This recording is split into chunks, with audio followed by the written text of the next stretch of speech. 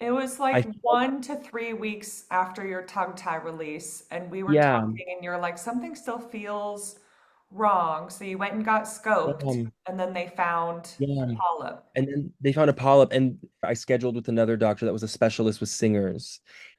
She told me, we could do a surgery, but it would need surgery and I would be fine. She was more optimistic, but she still said, yeah, you'll need surgery. This does not heal on its own. Everything online, people had said they spent 3 months silent and it didn't disappear. People like if you look for things online, TikTok, everything, people say they went to great lengths and it didn't disappear, or it did take them like 3 months of full silence for them to see some progress. So I was just like, well, I can't afford 3 months of silence. Hmm. So I guess I have to do, and this doctor's telling me that even that won't do it. So I just, I, Yeah. so I scheduled the surgery and that was 3 weeks later. And in those 3 weeks, I did talk. I sang. I'm gonna do a surgery, Yeah. whatever. And then it was like the week before surgery, we went in to scope something for one of these tests they were running on me. And we couldn't see the polyp. And I was like, where is it? And three doctors are like, I'm sure it's something to do with the angle. I guess one of them mentioned to my doctor, like, we couldn't find the polyp. Do you want to check it out? So the day before the surgery, which is still 3 weeks after our consultation, she scopes me and she's like, no, it's gone. And I have the images. I think I sent you and I can find them Yeah. again. Yeah. It was just barely a bump. And then I think Wow. a month or two later, we went again and again, it was fully gone.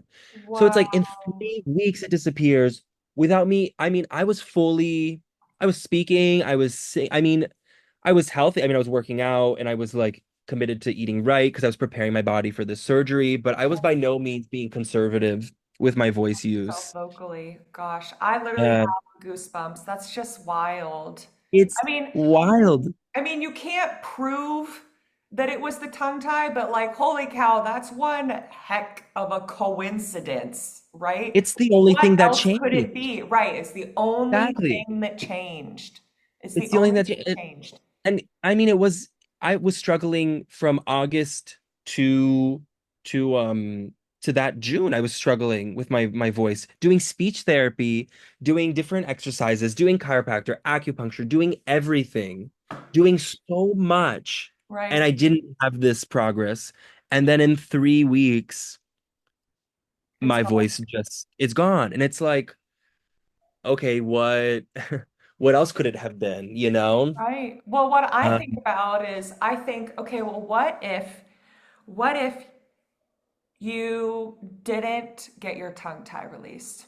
What if everything happened the same way except you didn't get your tongue tie released? You would still have found out that it was a polyp. You would have mhm, gone to surgery, mhm. and it probably would have gotten better, but then you probably would have gotten a vocal injury again, It would have happened again, again and for sure. again, right? Hmm. And so, like, you would have gotten better, but only because you're Hmm. like addressing the cart and not the horse, right? Yeah. But this, I mean, yeah, this has been it's been the cherry on top of this Yeah, thing that's been really good. that's Um, amazing.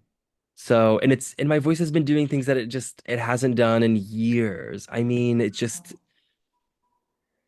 yeah, it like sounds clear again, and it like and now I also get the soft palate thing. Like it all sort of feels like a thing. I don't know. I'm almost Yeah. like, should I put my tongue up more? Like you went in for a second release, and I'm like, should I go in for a second release?